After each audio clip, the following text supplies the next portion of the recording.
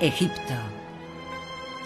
Con un vistazo basta para ver la multitud de civilizaciones que aquí se han asentado.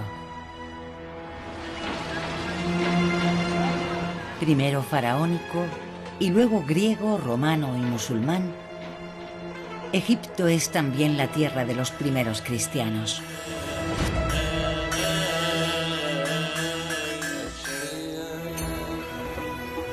Su historia se remonta a la noche de los tiempos. Para contar la epopeya de estos cristianos, hay un museo único en Oriente, el Museo Copto del Cairo.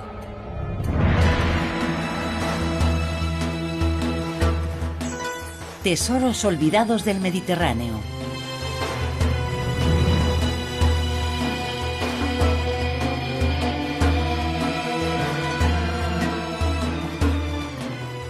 El Museo Copto de El Cairo, Egipto.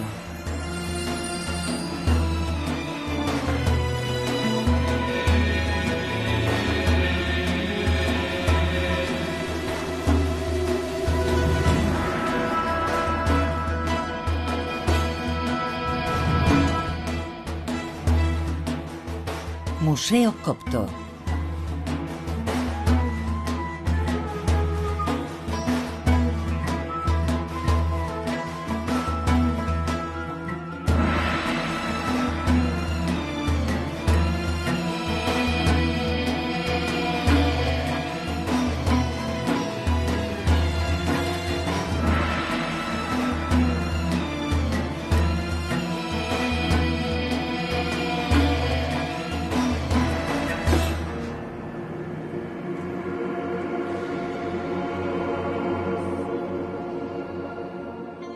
Tras la muerte de Cleopatra, en el año 33 a.C., los romanos toman posesión del país.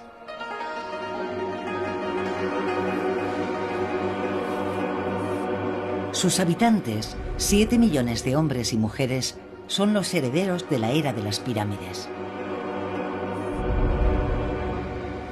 ¿Perdieron su cultura, arte y religión con la desaparición de los faraones o lograron mantener sus tradiciones?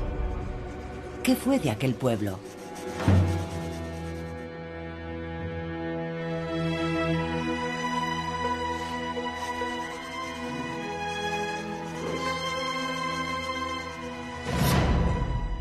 Me llamo Inianos. Nací en el antiguo Egipto y les contaré nuestra historia. Sí, los faraones desaparecieron, pero nosotros, el pueblo copto, sobrevivimos.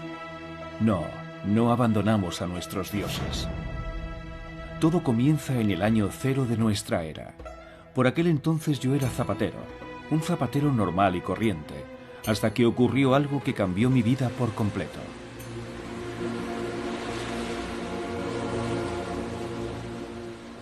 Los griegos y los romanos dominan nuestro reino y el valle del Nilo.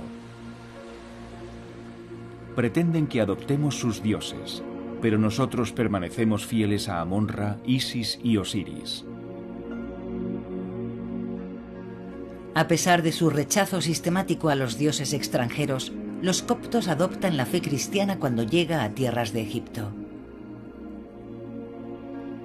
¿Qué tenía aquella nueva religión para que los coptos decidieran abandonar a sus antiguos dioses?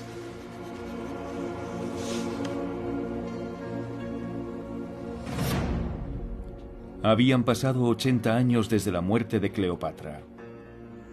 Como todos los días, estoy trabajando en mi taller y entra un hombre. Dice llamarse Marcos, viene de lejos y necesita que le repare unas sandalias. Cuando le pregunto de dónde viene, me da la más increíble de las noticias. Un nuevo faraón ha venido a salvarnos. ¿Su nombre? Cristo. Escucho a Marcos y le creo. Me bautiza allí mismo en el taller y me convierto en el primer cristiano de Egipto. San Marcos llegó a Egipto 12 años después de la muerte de Cristo.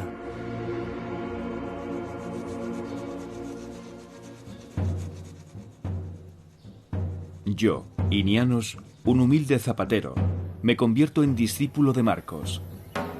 y juntos marchamos a evangelizar al pueblo copto de Egipto. La noticia de la existencia de este hombre Dios, de ese Cristo, se extiende como la pólvora por todo el valle del Nilo hasta las provincias del sur.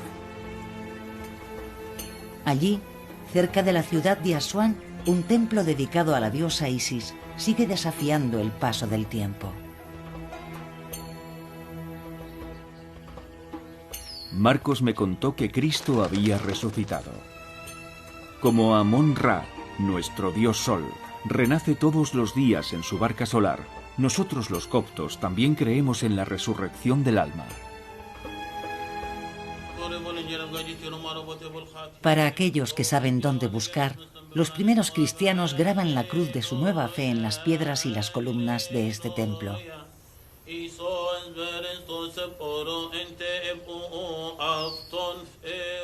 Allí donde los sacerdotes de los faraones veneraban a los antiguos ídolos, los cristianos acondicionan en el siglo I la capilla más antigua de Egipto.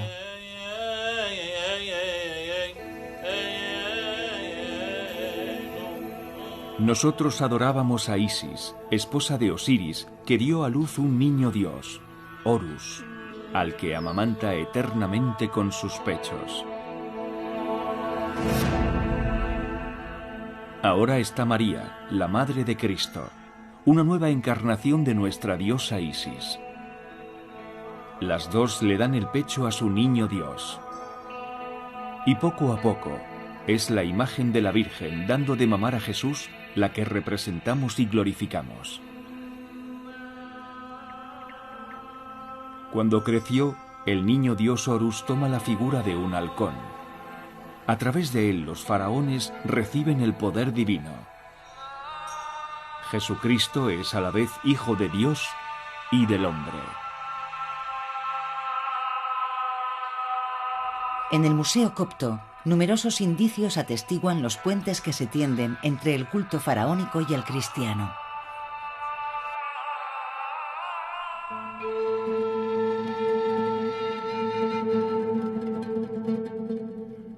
Abandonamos la momificación.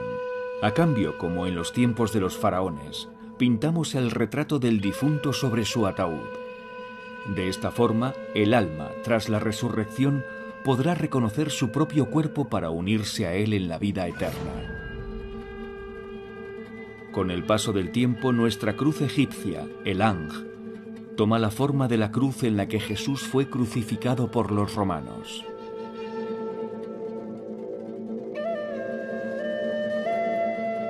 Entre los siglos I y IV, la cruz copta evoluciona hacia un símbolo que se conservará para siempre. 4 brazos iguales terminados en 4 triángulos. Simbolizan la Trinidad del Padre, el Hijo y el Espíritu Santo. Entre los 4 brazos, 4 puntos para los 4 evangelistas. 3 veces 4 hacen 12, como los 12 apóstoles.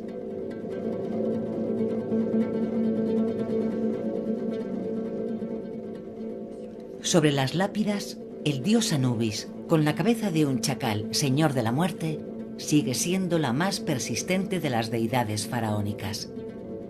El dios chacal reina en el más allá, pesa el alma de los difuntos para abrir la vía de la resurrección o de la condena eterna. Lo encontramos sobre las estelas de los difuntos hasta el siglo VI. Su figura evoluciona hasta la época medieval.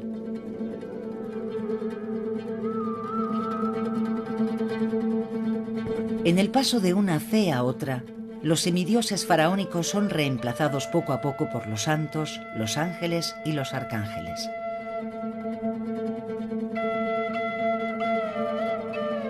Las alas de los buitres y otras rapaces divinas se transforman en alas de ángeles.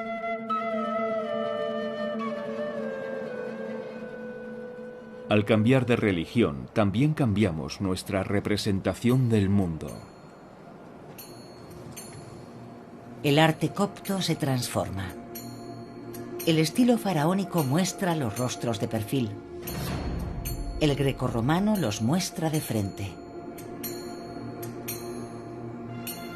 La mezcla progresiva de ambas influencias da lugar a una nueva estética. Nace el arte copto.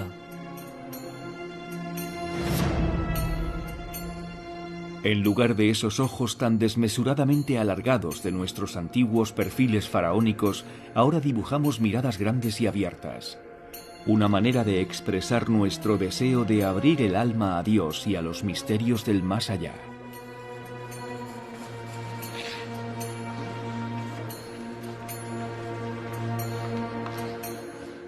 Alrededor del Dios único y entre todos sus santos se mantienen algunas figuras del panteón grecorromano, como Afrodita.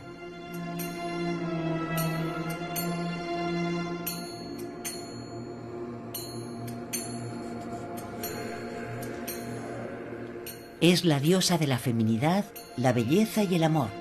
Nació en el mar de una concha, símbolo de nacimiento y resurrección, como Isis, que surgió de las aguas del Nilo. Esa concha acaba convirtiéndose en uno de los símbolos cristianos más persistentes del nacimiento y la resurrección. Se encuentra en todas las pilas de agua bendita de las iglesias y adorna también nuestras fachadas.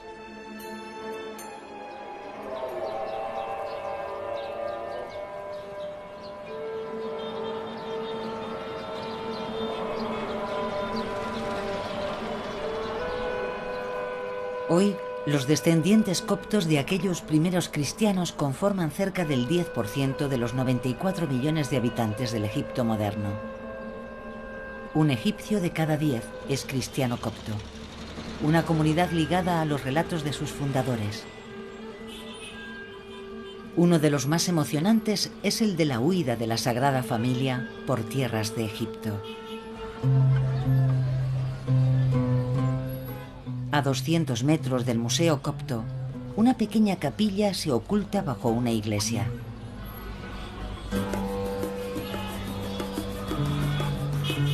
Está a 14 metros por debajo del nivel de la ciudad, allí donde estaba el suelo hace 2000 años, en la época de Cristo.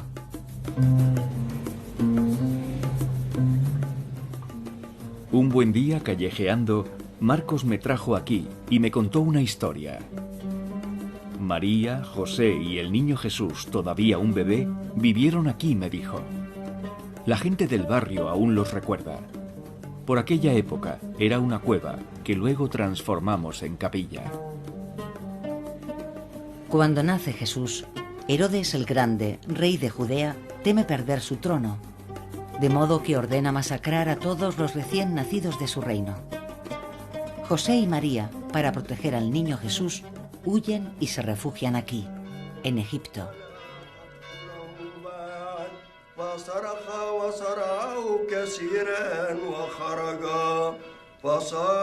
2000 años más tarde, los coptos todavía rezan en el corazón de esta cueva. Cuentan que en sus cantos aún se pueden escuchar las melodías y las melopías entonadas en tiempos de los faraones.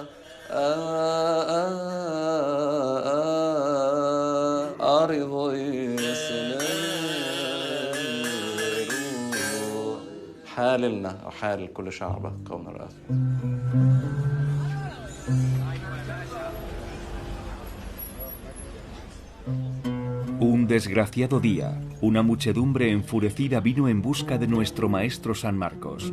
Le colocaron una soga al cuello y lo arrastraron por las calles durante 2 días.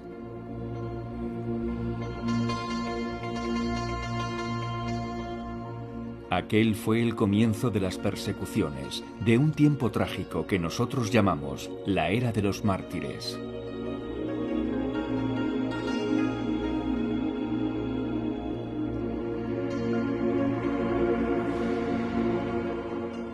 Nuestra primera mártir es Santa Bárbara.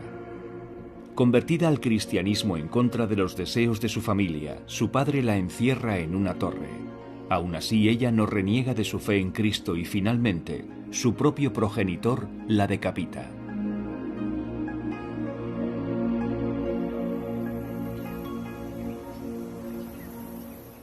Los cristianos no ceden.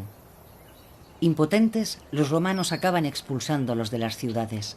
Los llevan lejos, al sur, y entre la arena y los templos del Alto Egipto organizan una metódica masacre. Uno de los lugares más siniestros a donde nos conducen los romanos es este templo de Com Ombo.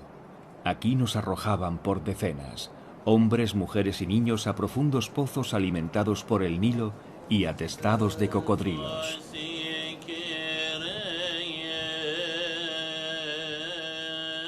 Aquellos que logran huir se ocultan en las tumbas del Valle de los Reyes, como si nuestros antiguos faraones aún pudieran protegernos.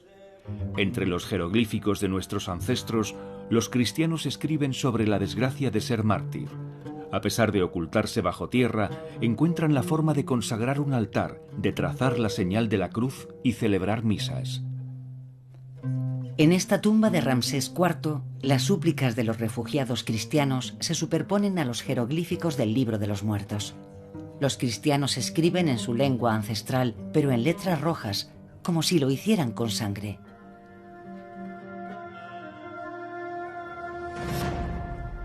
Con la muerte de San Marcos me convierto en patriarca, el primer papa de nuestra Iglesia.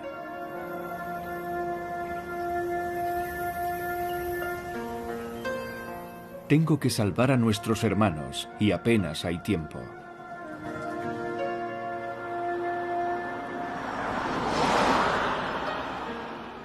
Organizo pequeños grupos que disperso por el desierto y les encargo dos misiones: sobrevivir y multiplicarse.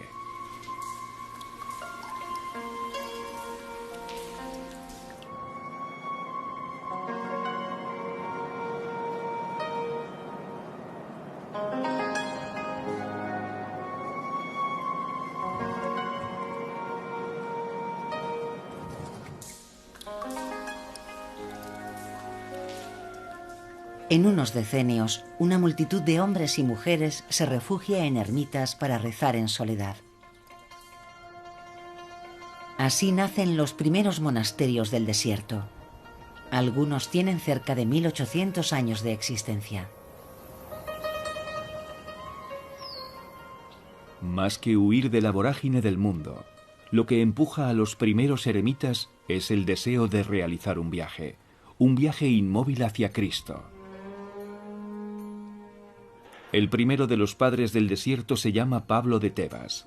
Nacido en el año 227, vivió 81 años en esta gruta del desierto oriental en los confines del Mar Rojo.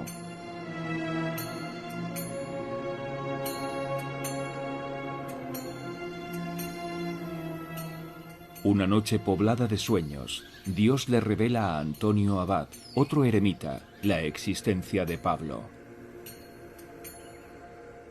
Al día siguiente, Antonio atraviesa la montaña guiado por un cuervo que lleva pan en el pico para alimentar a los dos ermitaños.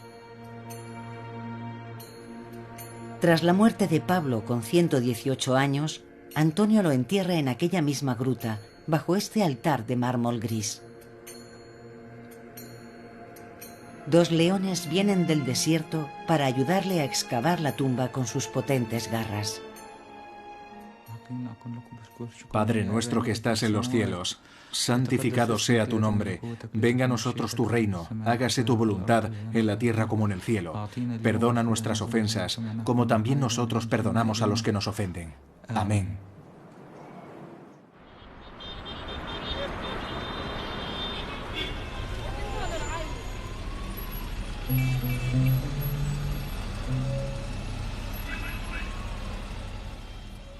Pero no todos nuestros monasterios resisten la prueba del tiempo.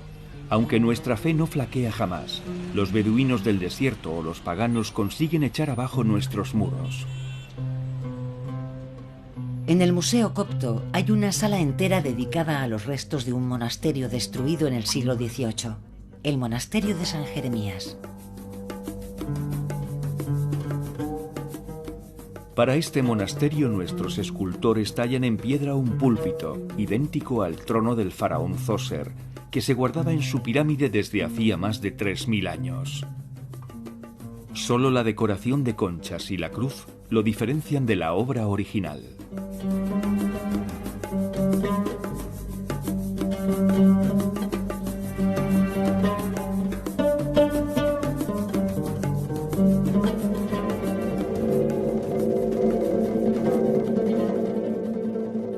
En el año 312 el emperador Constantino se convierte. Roma es ahora cristiana y por fin cesan las persecuciones. Con la libertad de culto, los coptos recuperan también la libertad para escribir. La administración exige el uso de una lengua común y práctica, y el griego se impone. Sin embargo, los coptos siguen hablando su idioma, y en cuanto al lenguaje escrito, sus escribas van abandonando poco a poco los jeroglíficos para usar una nueva escritura más universal. La crean a partir del alfabeto griego, al que añaden 7 signos coptos para expresar 7 sonidos que solo existen en su lengua ancestral.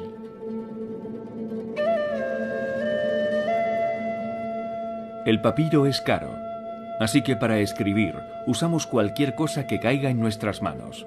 Omoplatos de oveja, trozos de ánfora rotas, piedras, escayola o ladrillos. Yo, Aurelius Colutus, cansado de luchar y temeroso de dejar la vida súbitamente y de improviso, hago este testamento. Querido esposo, Quiero durante que mi tu cuerpo sea ausencia tus enterrado, hijos han que crecido se haga mucho, lo tanto en tamaño como en sabiduría. ¿Cuándo te permitirán tus negocios volver con nosotros para verlos crecer? Madre, ¿tienes noticias de cómo está padre? ¿Soporta bien el Esos calor? son los motivos que quiero que uses para los bordados de la tela que te he enviado. Los colores deben ser nuestros preferidos. Era un ladrón de como ya dátiles sabes, al que hermano. sorprendimos mientras nos robaba fruta. Estaba tan asustado que se cayó del árbol.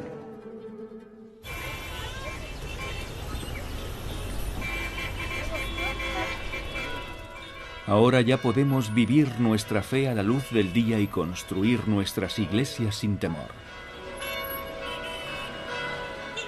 En el Cairo erigimos nuestra catedral sobre la ciudadela romana, para que sobresalga por encima de todos los edificios. Esta primera catedral es tan alta y tan grácil que más tarde recibirá el nombre de la Iglesia Suspendida. Los arquitectos coptos, hábiles herederos de los constructores de las pirámides, construyen el templo sobre los antiguos muros de la ciudad y para ello utilizan simples columnas, arcos de escayola y una estructura de madera, los elementos más ligeros que pudieron encontrar.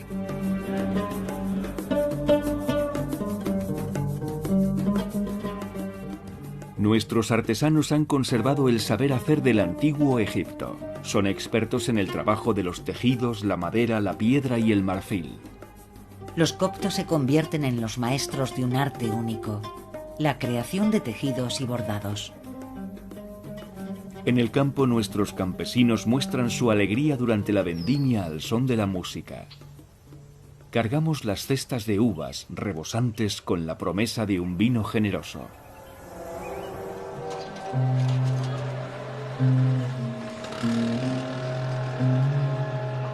En el año 641, el general Amr ibn Alas, compañero del profeta, conquista Egipto.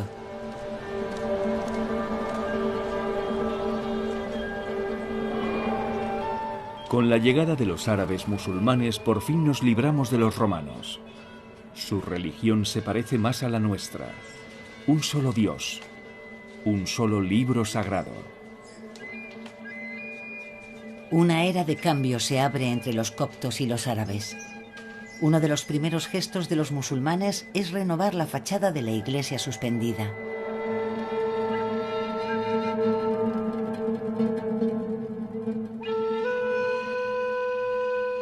El árabe se impone y los coptos traducen todos sus textos a la nueva lengua dominante.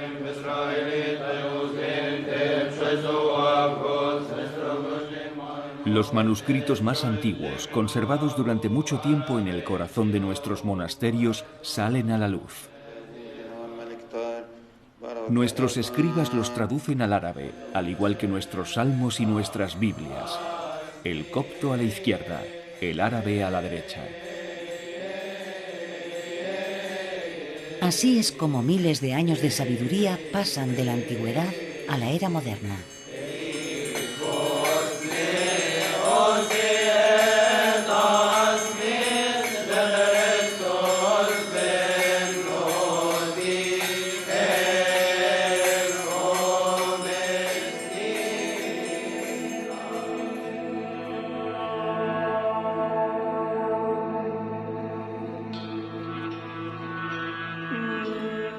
Fallecí en el año 82 después de Cristo y me enterraron junto a San Marcos. Otro patriarca tomó mi lugar y después mi historia se confundió con la de mi pueblo.